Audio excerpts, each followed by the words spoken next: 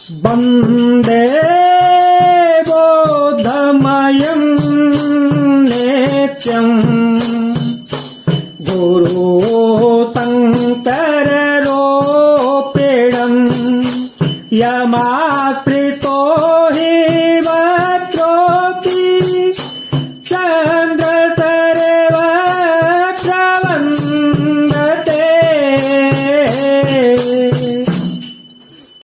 बिनु पद चलाए सुनाए बिनु काना कर बिनु कर्म कराए विधि नाना आनन रहे सकल रस भोगी बिनु बानी बतावण जोगी बिनु बानी बतावण जोगी। जो परमात्मा बिना पैरों के चलता है, बिना कानों के सुनता है, बिना हाथों के नाना प्रकार के कर्म करता है, मुख के बिना ही जगत के सारे रसों का आनंद लेता है और बिना वाणी के सबसे सर्वश्रेष्ठ वक्ता है। हे पार्वती, जिनका नाम लेकर मरते हुए प्राणी भी मोक्ष प्राप्त कर लेते हैं, वह प्रभु श्री रघुनाथ जी और चराचर जगत के स्वामी श्री राम सभी के हृदय की बात जानने वाले हैं। अब कछुनाथन चाहिए मोरे दीन दयाल यनो के तोरे फिरती बार मोहि जो देवा सो प्रसादो में सिर धरि लेवा सो प्रसादो में सिर धरि लेवा। जब प्रभु श्री राम केवट को उतराई देते हैं तब केवट हाथ जोड़कर प्रभु से कहता है, हे नाथ, आज मैंने क्या नहीं पाया, आपकी कृपा से मेरे सारे दोष दुख समाप्त हो गए। हे दीनदयाल, अब मुझे कुछ नहीं चाहिए। लौटते समय आप जो भी कुछ भी देंगे मैं उसे प्रसाद समझकर सिर चढ़ा लूंगा। कोई जान नहीं जेहि दे हो जनाई, जानत तुम ही तुम होई जाई, तुम्हारी ही कृपा तुम ही रघुनंदन, जान ही भगत भगत उर चंदन, जान ही भगत भगत उर चंदन।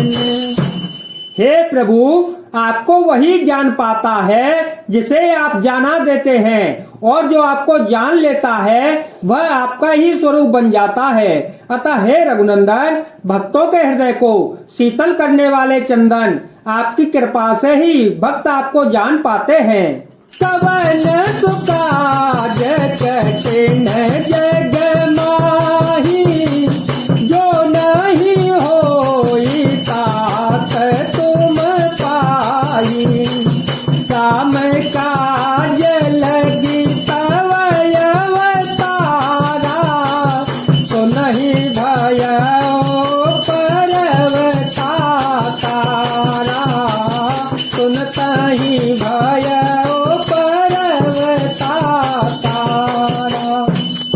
जब माँ सीता का पता लगाने के लिए समुद्र को पार करके त्रिकूट पर्वत पर स्थित लंका में जाना था, तब जामवंत जी ने हनुमान जी से कहा, हे पवन पुत्र हनुमान जी, जगत में ऐसा कौन सा कार्य है जिसे आप नहीं कर सकते। संसार का कठिन से कठिन भी आपके स्मरण मात्र से सरल हो जाता है। ऐसा कहते हुए जामवंत जी ने हनुमान जी को यह स्मरण कराया कि आपका जन्म प्रभु श्री राम जी के कार्य के लिए ही हुआ है। ऐसा सुनते ही पवनसुत हनुमान जी पर्वत के आकार के समान विशालकाय पर्वत के राजा सुमेरु के पर्वत के समान हो गए। बिनु सत्संग विवेक न होई, राम कृपा बिनु तो